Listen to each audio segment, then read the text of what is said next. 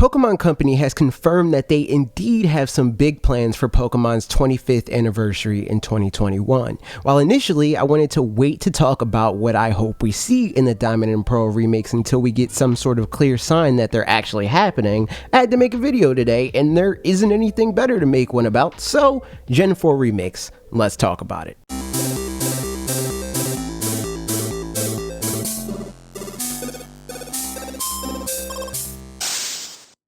Before we get into the nitty-gritty of today's video, I want to let you guys in on something cool. This Thursday, we'll be uploading a mega collab with some of our friends in the gaming space to wrap up the year of Nintendo games on Switch. And I think it's shaping up to be something special, so you're gonna want to be subscribed when that video goes live. Make sure you double check that you have the subscribe button clicked. You may think you're already subscribed, but don't let the YouTube overlords trick you. I'd even go as far as clicking that bell to be absolutely sure you see when this video goes live at 4 p.m. Eastern Time on Thursday. Got it?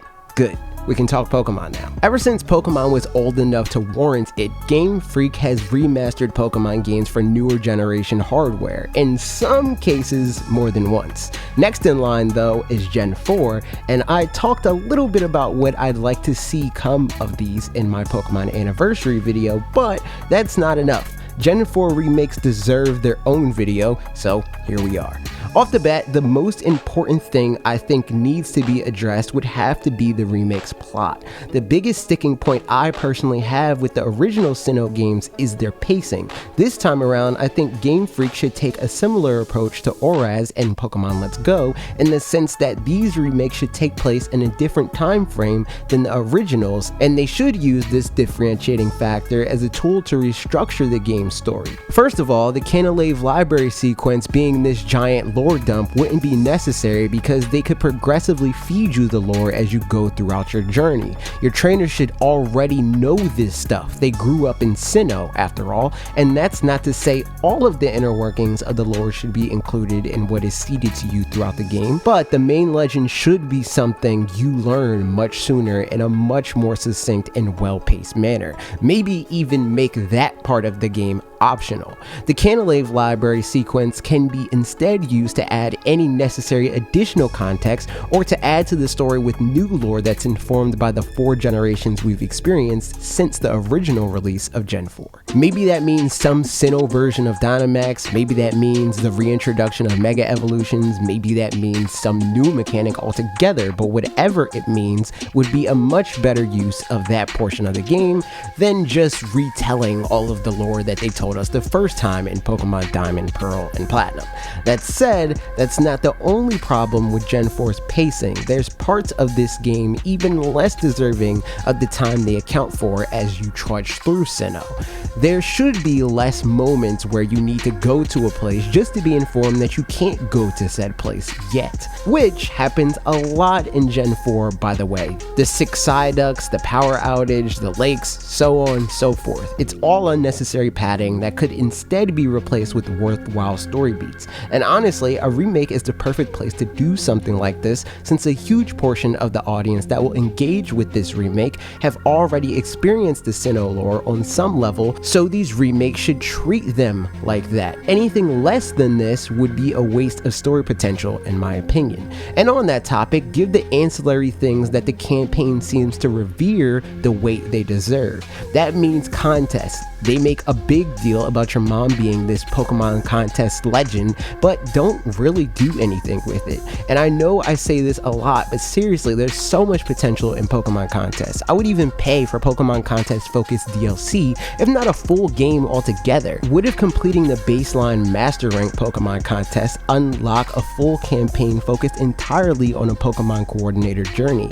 Imagine if we had routine coordination rather than just selecting attacks in a menu, contest battles that function closer to the way they do in the anime, deeper Pokeball seal customization that gets factored into your Pokemon contest performance, grand festival participation in the endgame, the whole 9. I can't be the only Pokemon fan that thinks that would be sick. Or the Battle Frontier. I don't want to see Game Freak Pokemon Auraz us here again. Give us a good follow-up to the original Battle Frontier format, especially in the remake for a generation that truly launched competitive Pokemon into being what it is today. The meta was born with Pokemon's 4th generation. It should be celebrated at the very least through the return of the Battle Frontier in this remake. Give us Frontier brains, new and old. Use the plethora of battle formats that have been created throughout the years, like inverse battles, triple battles, sky battles. Allow for multi-battle variants of most of these Frontier brains, if not all of them, that can be challenged with friends locally or online.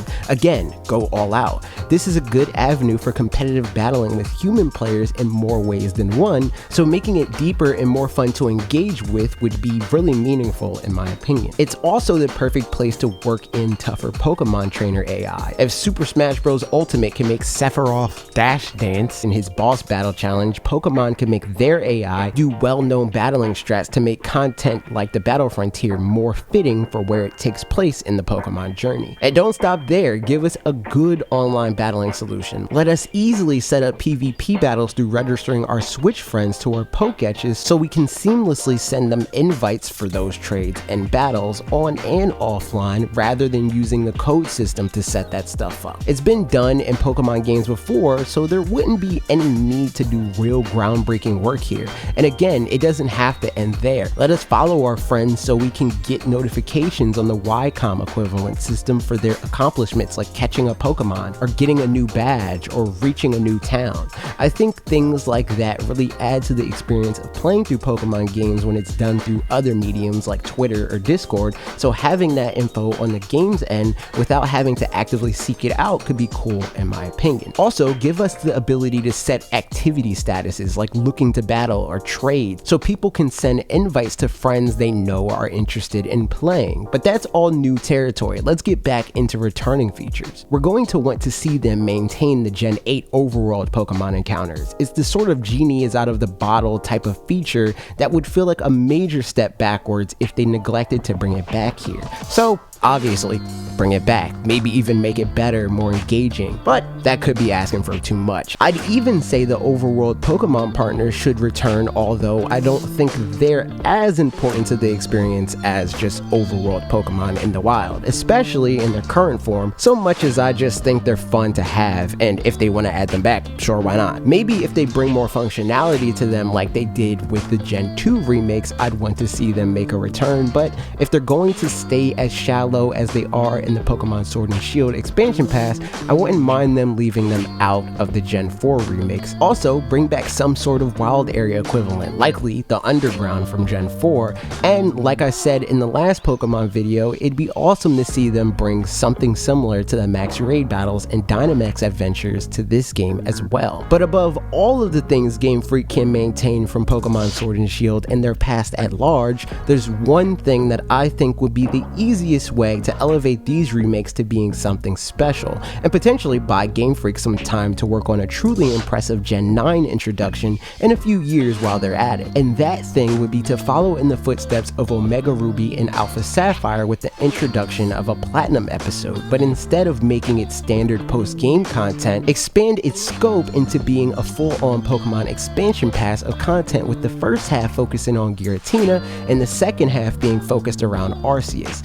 Maybe even make the first half end with a ton of suspense to build hype for the second half. Giratina takes over and can only be stopped by Arceus, something like that. Of course, that might not be the best thing if it makes the full game gloomy or whatever for like 6 months while we wait for the expansion's conclusion with Arceus, so maybe that story content can take place in a separate area that gets added to the map, a la Sevi Islands or the Isle of Armor and Crown Tundra. But either way, I think it'd be a cool direction to go in since Pokemon games don't typically lead into each other in such a direct way. But those are my thoughts on what I want to see come of the Sinnoh remakes. What do you want to see? When do you think they'll actually announce these remakes, and what do you think they'll be called? Let us know the answer to that in the comments, and we'll talk about it this week on our podcast, or maybe the week after that, since usually we record directly to you on Fridays, and this Friday would be Christmas. But at any rate, subscribe to that, follow the podcast on podcast services if you have those, and even more important than that, subscribe and ring the bell here for new videos every Tuesday and Thursday at 4 p.m. Eastern Time. Okay, That's it for me. See you next week.